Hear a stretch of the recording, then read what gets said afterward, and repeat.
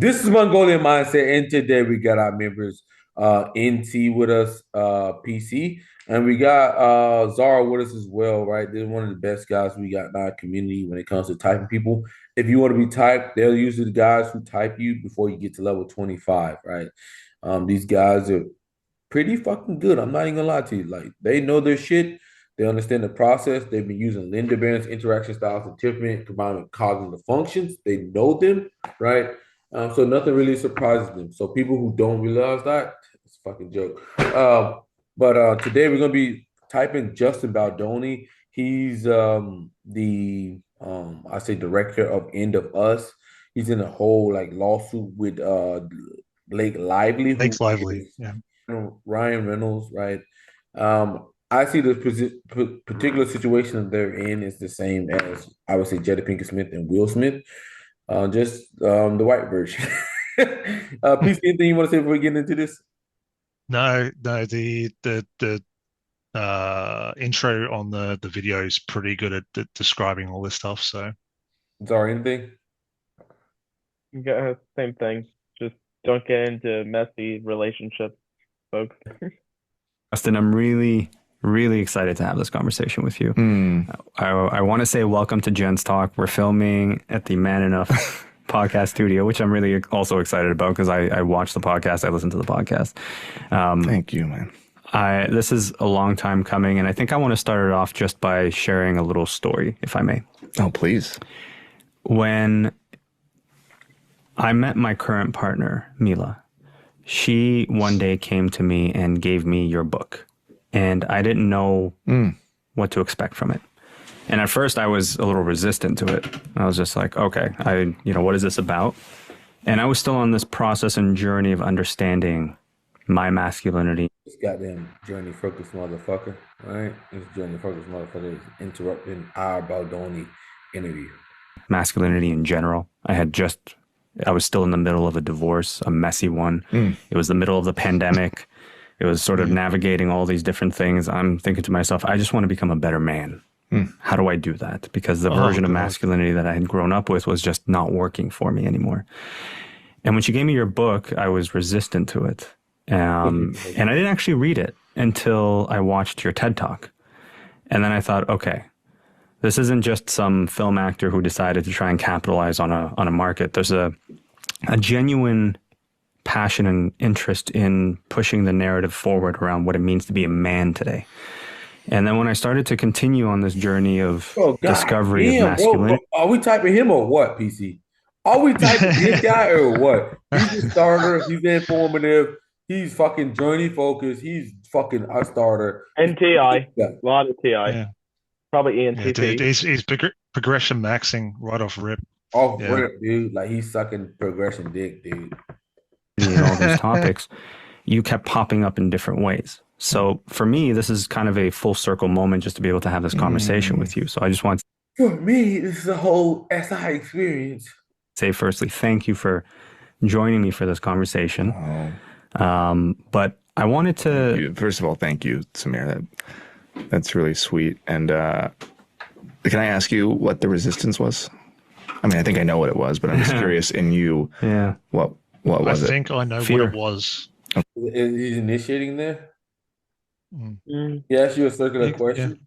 He asked you a circular question. Really, that's circular fallacy when he asks you a question and he's assuming it as well. Is that what you're going at right there? Hmm. Is that what Yeah, you're getting at there? I know what it was. Probably. Ask you a question. Yeah. It's like, I think I know. So that sounds like some TINI stuff. Yeah. Yeah. fear that growing up a certain version of myself, I had to hold on to everything. I grew up with, we were talking before we started rolling, a father who was very loving, told me he loved me, showed me affection, but was never really vulnerable, never really showed me his real emotions. Yeah. And for the most part, never saw him cry, and I didn't have any male role models in my life who also showed that. And so I was generally reprimanded by masculinity, by society, by the people in my circle, if I ever tried to show emotion. And so I always thought that this was how I had to be until one day it all came crashing down. Found myself in the middle of a divorce because I didn't show up as a good partner, a good husband, a good friend. Found myself with no men in my life that I could actually have a real honest conversation with. I kept looking around like, where is everybody? And that still, there's a part of me that's still unlearning a lot of those things. And it takes time. And I don't ever think I'm ever going to completely close that. I think it's just a general process of learning and relearning because as life happens and evolves. I'll tell you a very funny story.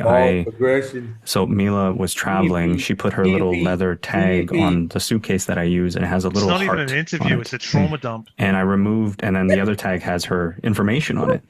I removed just the heart. And she asked me why, and I said, I don't know. And I had to actually stop and think about it. And I realized that little boy inside immediately jumped in and said, hearts are for girls. And so there's still parts of me that are still unlearning some of these things. And that's where the resistance came in. And through Gents Talk and having the conversations that we have on the podcast, it's this idea of, selfishly unlearning from the Gents. But also I'm hoping that whoever looks up to those individuals, whoever is inspired by what they do, whether creatively, in business, in life, sees that information. Justin said he probably said 10 words all up. Okay, maybe I do want to try something differently. So I think that's where a lot of it has come from. There's still an unlearning that's going on. That's every single human on this planet. And did you eventually read the book? So I'm listening to the audiobook. I like to listen to podcasts, so I like to listen to the audiobook. And I'm going to ask you about a particular section in a moment. But it's interesting. You're not the first person that had resistance to the book, and you're not the first man who was given the book by a woman.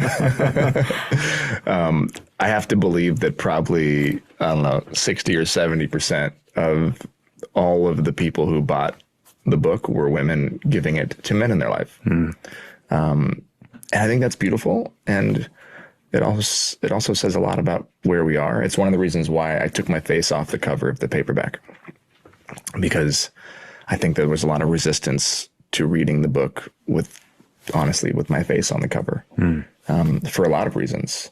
And I wanted to lower the barrier to entry as much as possible because, Lower the barrier to entry. What are you thinking of that, PC? Lowering the barrier. Actually, that one's of entry. It seems pragmatic. It's a pragmatic. I think it's a pragmatic statement. You're trying to get people quicker to get to what they want. Like you're trying to. Because the higher the barrier of entry, the more someone's going to click off whatever it is, right? So if you create a honestly, that sounds more about accessibility to me personally. But what would you classify accessibility as? Accessibility would be more like of a FE thing. He's like saying, I want more people to be included. So therefore, he's lowering the barrier of entry. So therefore, more people can be included. Yeah. I think he's lowering the barrier of entry, but I think he's trying to focus on what works, right? Because the barrier of entry sometimes doesn't work, at the end of the day, because you might kind of want to do what's right, but at the same time, when the barrier entries are there, it doesn't focus on what's right. You're trying to focus on what works. That's what I thought about it. We get FE. I think FE is a better stage for it. I would say FE, the better stance for it. I think you're correct. Men are hard to reach because we're hard to reach. And I want to eliminate as many barriers so that whether it's in language, whether it's, why I don't ever say the word. I would say FE again. Well, but he's talking about what he wants as well. So what, I'd say there is some NI in there. Yeah, we put NI. I think it's more FE, right? FE. He wants to eliminate. Well, he could very well be an NF. So yeah, but more will come out. So toxic when I refer to masculinity. Why is that? Because I don't believe masculinity is toxic, and I think it's become politicized. I think toxic masculinity has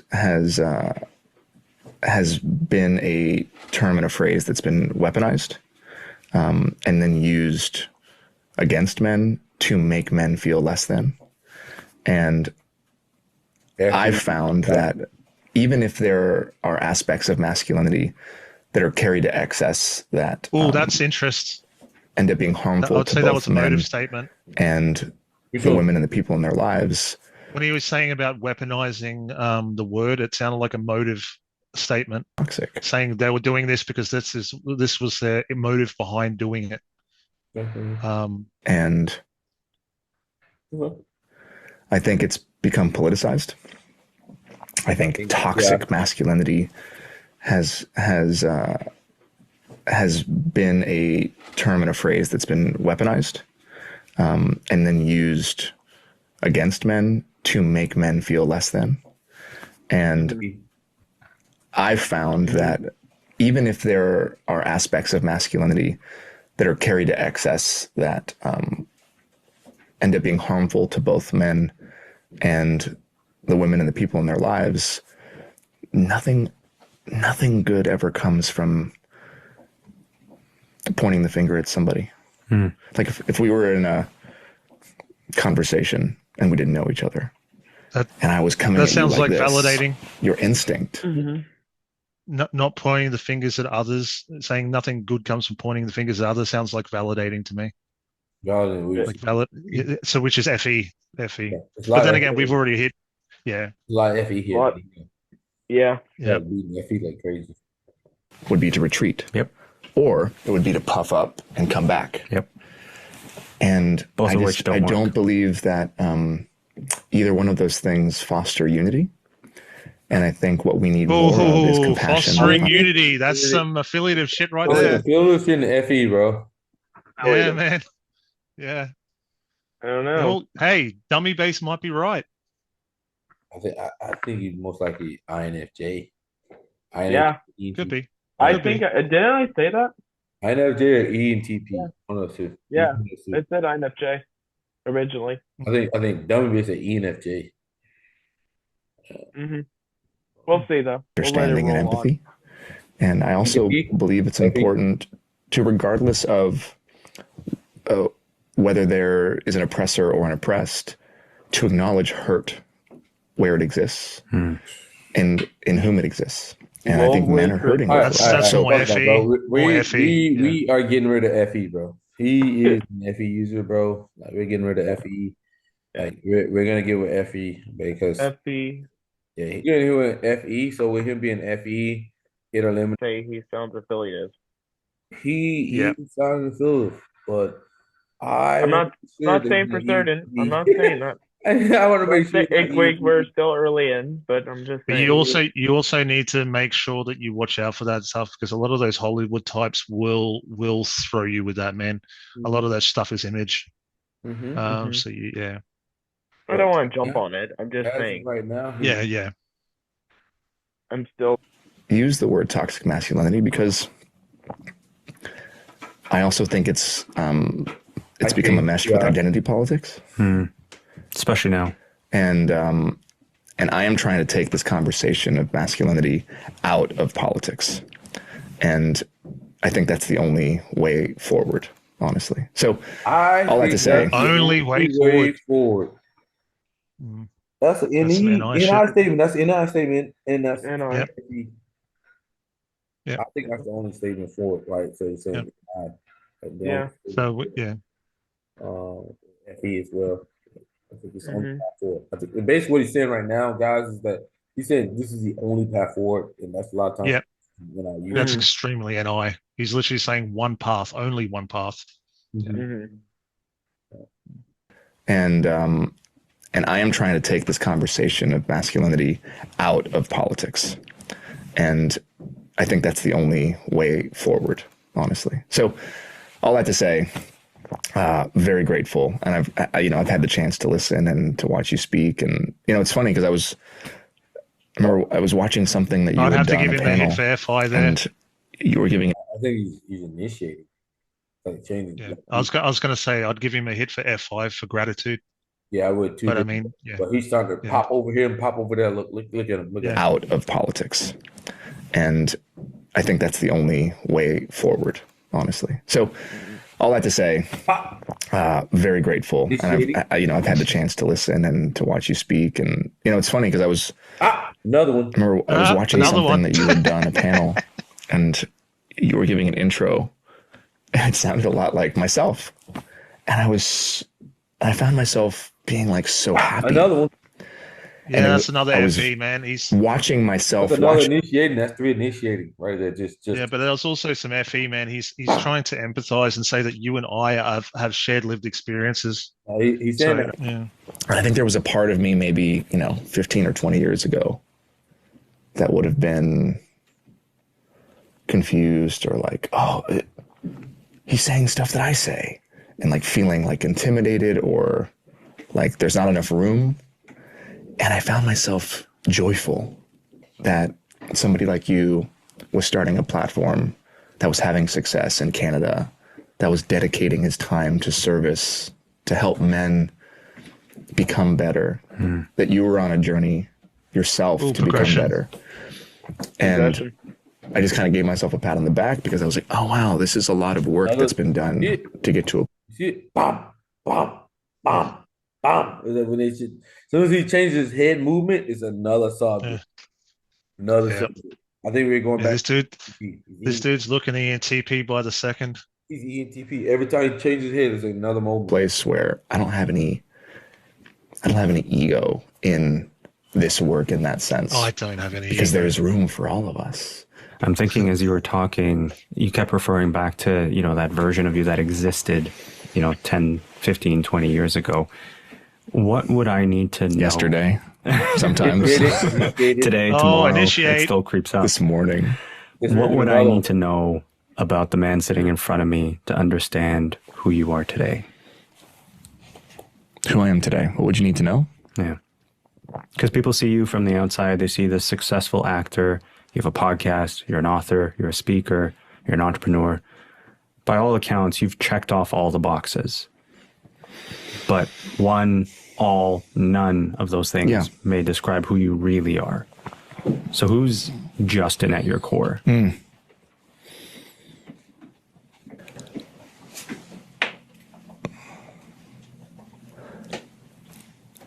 This morning, I sent a text message to my best friend, Jamie, and the president of my company, Tara. And I told them that I wasn't in the best place. I told them that I was exhausted. That I haven't given myself time to recover or time to heal. I had a intense very SI.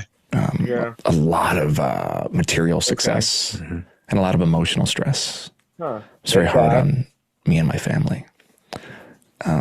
And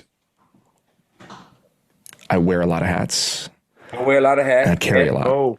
That's N-E-F-E. N-E-F-E statement. I wear a lot of hats. N-E-F-E. Yeah. This guy's ENTP. I call that shit. I called it. Yeah. Yeah, you did. Yeah. You did. I told them that I was exhausted. That I haven't given myself time to recover or time to heal. I had a intense year. A lot of material success and a lot of emotional stress. It's very hard on me and my family. And I wear a lot of hats and I carry a lot because I love what I do. I love the company I built, the brand that we've built. I love the people that work for us. I love the movies that we make. I love the impact that we have. How fake. And yet, sometimes it's easy to, as you said earlier, fall back into our programming. And if you see a lot of things with ENTPs, they gotta work themselves up to where they want to get to where they want to speak about something. So he had to say all of that to get to where he needs to be right now. He had to say all of that to get to where he's at right now. You said all that, all this other bullshit. Yeah, this guy's ENTP. He's ENTP. It's amazing. And be swept away in the current of self, and that's abstract. And be kind of overtaken by the wave of success and opportunity. More abstract.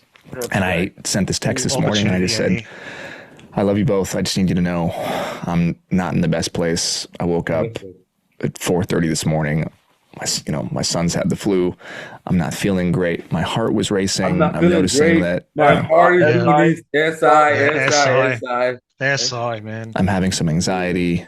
And when I check in with myself, I realize that I just haven't given myself the time to heal from this year that I needed. So let's prioritize our time, and let's make sure that the things that we say yes to are things that we really feel will move the needle forward and can have impact. And I shared that with them, and then I texted my assistant and I said, "Hey, in the spirit of vulnerability, I just need you to know, because you are my right hand, I need you to know where I'm at emotionally." And I then shared that text message with him. And then I sent a similar text message to my publicist, Jen, who's here, by the way. And I bring that up because she asked me, "What do you need to know about who I am?" Holy shit. And dude, everything is first-hand experience, man. Everything's first-hand experience, and it's informative. Yeah. He's not got all to over. his point. He has not got to his point yet, guys. He's not got to his point yet. This man is an ENTP. I called it. It's like a sniper shot. Like at this point, I feel like Steph Curry when I can just pull up a three and just walk away. I just yo, let's like I really knew Justin Baldoni's ENTP. I looked at him like, yo, this guy ENTP. And who I am is somebody who is always trying to be radically sincere and authentic to myself so that I can be of service in the best way possible. If that ain't some FI trickster shit, man. Oh my God. Clip it. ENTP says some shit like that, bro. It's crazy. Him is a work in progress. And who I am is somebody who is always trying to be radically sincere and authentic to myself so that I can be of service in the best way possible and have the most impact. And sometimes I can get lost in the same way that everybody gets lost. But healing isn't linear, and growth isn't linear. And nothing if is you don't linear. have setbacks, if you don't have plateaus, then you don't have have the opportunity to regroup. If you don't have plateaus, opportunity, any, If you don't have plateaus, because you push forward. So I share that with you because while I look like I am all of those things, and on paper I am also just like everybody else in the sense that I take on more than I can chew. I overcommit. I say yes to things out of fear. I people please. Even now. Yep. FE, yeah. Absolutely. I'm not, I think we have to dispel the myth that so many thought leaders or self-help gurus, or podcast hosts, authors have the keys to the kingdom.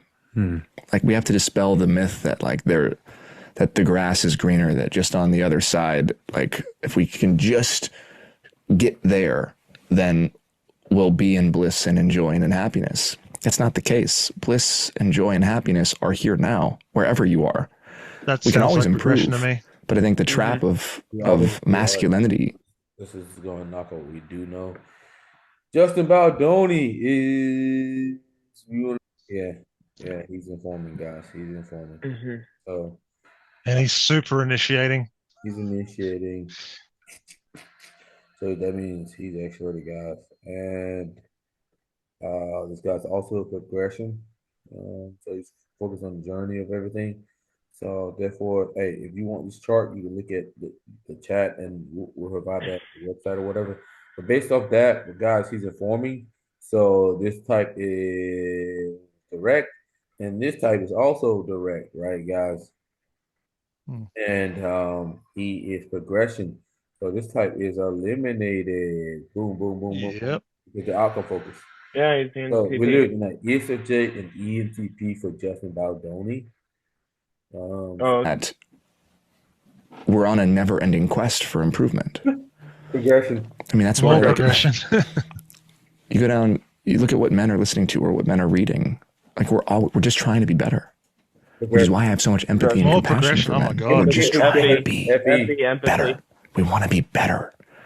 We want to be better for everybody in our lives, for our wives, our children, our husbands, if we have them, for our fathers, for our children, for our friends, for our company, for our bosses, for our employees. Like the men that I know and the men that I experience in the world are not the enemy. They are just trying to be the best versions of themselves because they've grown up in a society that tells them that they're not enough the way that they are, that they have to be more or better so that they can provide, so they can protect, so that they can be in the top 10% of men in the dating apps, so that they can find a partner. And if you don't achieve those things, you've somehow failed. Yeah, I really fuck with him being able to say that because I don't think somebody on his caliber would absolutely understand what the common man's going through. So shout out to fucking Justin Baldoni on that. Yeah. Like, well, before we got a tick for motive, man. So this means that this dude's actually starting to develop that side of himself. Usually systematic people, sometimes they never develop any kind of interest or motive-based stuff throughout their life. And he's starting to develop it, which means that he's fairly developed, to be honest, even though I'm not really hearing a lot of like TE critic or anything so far. I'm hearing a lot of TI as well. It's more FE based. More FE based. But I think he's done a good job. In question. Yeah. And then what happens when your masculinity is in question? You fall into depression. You have anxiety. You feel like you're failing, that you're not showing up to anything as your full authentic self. You compensate. That's when you start to hurt yourself and other people. And that's why we have men that are dropping like flies from cancer, cardiovascular disease, or suicide. Yep. And so back to your question, this is a long-winded way of answering it.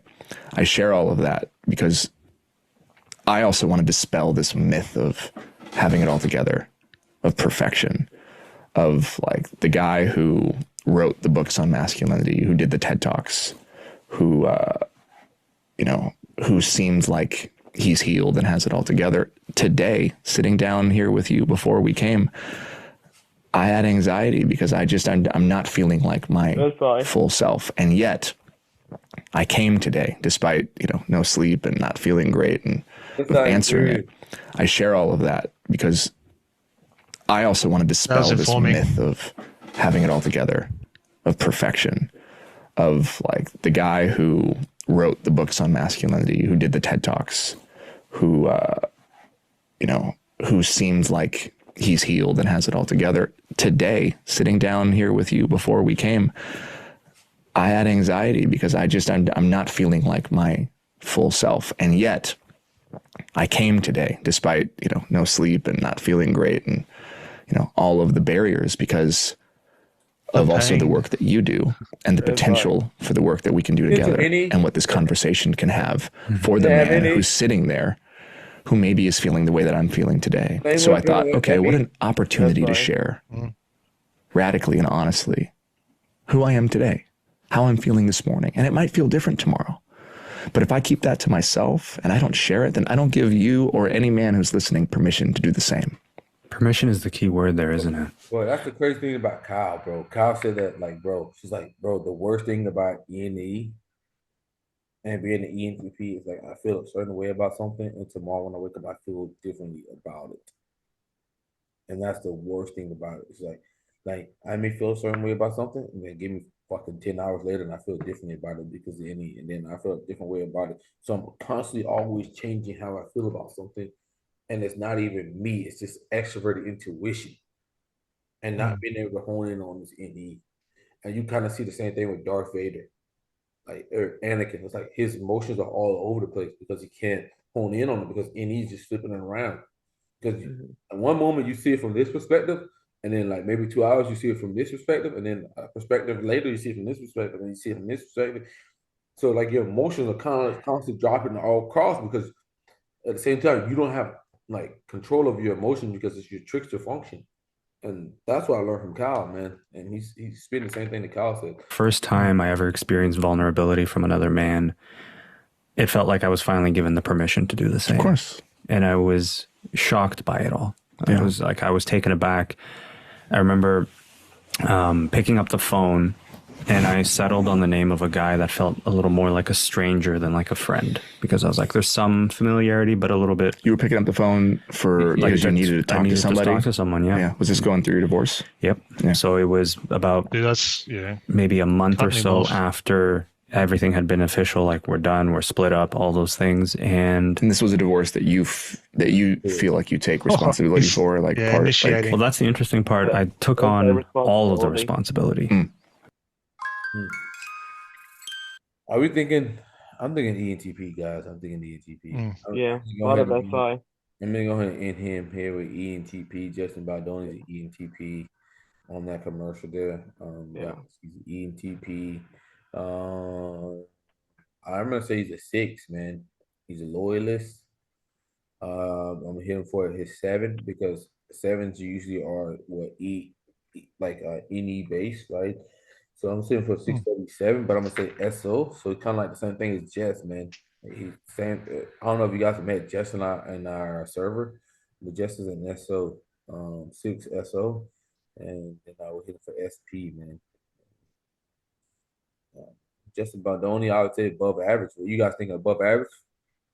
Yeah, I'd say above average. I mean, the very fact that he's incorporating motive, as long as his systems is actually pretty damn good. I didn't see too much in the way of TE critic, but then again, we didn't really have that conversation to really look at it either. So, I mean, where he needed to use it. I mean, exactly. He probably has it in his arsenal. Yeah, but imagine if he's a director, he'd have to. I mean, he would have to be there. So I mean, what I learned from this guy, he's above average. And I'm gonna have to hit him for normalizing. I think he's normalizing. I don't. Probably. Maybe you can make an issue that he's harmonizing. I think he's more normalized than anything. I feel like he's very studious. But you can make a case for him being harmonized. All right. What you got? Harmonized, normalizing. Either one, honestly. You need to dig more into it. But you have to dig more into it. But yeah, I can see harmonizing, normalizing. You know what? I'm feeling more harmonizing with this guy, Justin Baldoni. I'm feeling more harmonizing because, like, I'm just getting more of a harmonizer more than anything else. Like that seems to be his thing in life. It seems harmonizing, and that makes sense because a lot of things he does for his show, it seems to be like or the movie or like what he does for women or whatever. He's trying to push the envelope further for like that type of ordeal. So I'd have to hit Justin Baldoni for harmonizing 6W7 SOSP. And SO is like more like the systemist of the other type of the 6s. So like I would say, for instance, we have Jess in our group, right? And Jess is very like particular about his systems. Even though he's an ENTP and everybody thinks he's an INTP, he's very systematic about his approach to everything. And he doesn't let like his systems go to waste. That's why like when you see Jess for a lot of things, he's got like streaks of like 200 days on a certain thing or 200 days on whatever. Like he's very systematic to what his SI is, right? He does a very good job. And I would say Justin Baldoni does very similar. What I would recommend from what I learned from Justin Baldoni is overall that like you got to take care of other people, man. If you take care of enough other people, they'll take care of you. That's the sad truth. A lot of things no one wants to say. If you take care of enough people, they'll take care of you. That's the reality I learned from INFJs and people who have extroverted feeling. You don't just have to worry about the bottom line, right? And culture does matter. Culture is a very important thing. And you put people in the right culture, they do different things. But I'm gonna let PC and Zara take it away from here. PC, what did you learn from Justin Baldoni? The dude needs to stop being a doormat, basically. Dude, he's too much of a people pleaser, and he lets people walk all over him. And that's the thing is, man, like, I don't want to be that guy, but it's like, if you give people an inch, they'll take a mile. You know what I mean? So I'm not saying be an arsehole or be like emotionally calloused, but also at the same time, don't be too available for people because the wrong actors, the bad face actors will exploit it. it is what it is. Yeah. What about you, Zara, Ty, T? And I think to just try to synthesize it quickly is that there's a fine line between being vulnerable and being trampled on. Um, in particular, when you see that interview, you see that he really wants to integrate that FI and who he is, but he also really overextends for people in his life, and that creates a lot of turmoil throughout his relationships with other people and things in his life, and that rolls into this situation with Blake Lively, and um, it seems to be a problem where you want to be a good person, but you also need to stand up for yourself and not be a doormat. Yeah, yeah, yeah. I 100% agree with what you said there. I didn't really realize it as much. It seems as though like he really cares about other people, and because it's in his child slot, he's caring too optimistically, and when you care too much optimistically, you can be taken advantage of. So Sometimes, sometimes, unfortunately, one's kindness is seen as to some people as one's weakness, Weakness. Yeah. and that's the problem. It, people see overextending and giving a helping hand as someone being weak, and that gets exploited a lot of times. yeah. Um, No but I good think, deed goes but then there's, unpunished. well, sometimes, but I think also people should try to have some empathy, even though I sometimes lack it myself at times, which I admit. Yeah. Yeah, I would just say, man, if you guys don't know that the ENTP has FE in the third slot, so like they naturally want to help other people and care for other people, but the simple fact is that like a lot of times they got to get their own before they do that. A lot of times they got to take care of their SI inferior, and once that happens, they will care for other people. So what happens is those people like Justin Baldoni, they're more rigorously like ready for SI related responsibilities, so they lean Yeah. more to FE. And they can be taken advantage of, and I think what Big Lively did to him wasn't fair. And I don't think anything of that. I think that in general, when you're dealing with the ENTP, you got to know that these guys, um, whether you realize it or not, they really care about things more than you, that goes Mhm. on, and they take a lot of it home. When it comes to a lot of If things, I kind of got this little NFJ inside of them. It's like an NFJ inside of them. if I can make one last point, it would be careful, be more scrupulous about who you give a helping hand to, and make sure that they actually invest in you somewhat. I don't want to sound like relationships should be transactional, but you have to really look and see if it's really worth your time, or they'll just exploit that avenue of your trust. 100% agree. 100% agree. Yeah, I mean, he's systematic, so he doesn't really understand the interest aspects of a lot of things. But at the end of the day, he will understand it because he's got extrovert intuition, so he can kind of see what anybody could potentially get out of a situation. It just takes a little bit more work. Um, but like I said, like he's most likely a guy who grew up in a great home with a great family, and it led him on a great path. And don't let nobody change who you are. Like, don't let it look like some bullshit change who you are. Because Mm-hmm. that's what literally will happen with a lot of ENTPs, and a lot of times you'll see them create a lot of racism, Mm-hmm. or like a lot of hatred above. Like when you see Kanye West when he talks about Judaism or whatnot, it's like he had one bad experience with that person. That doesn't mean everybody who does you wrong or who is the same, like, sex, species, whatever the fuck you want to call it, genius, whatever it is, classification. It doesn't matter. That doesn't mean that they're gonna do it the same way. So if you're an ETP, I hope you learned that from this video. Yeah.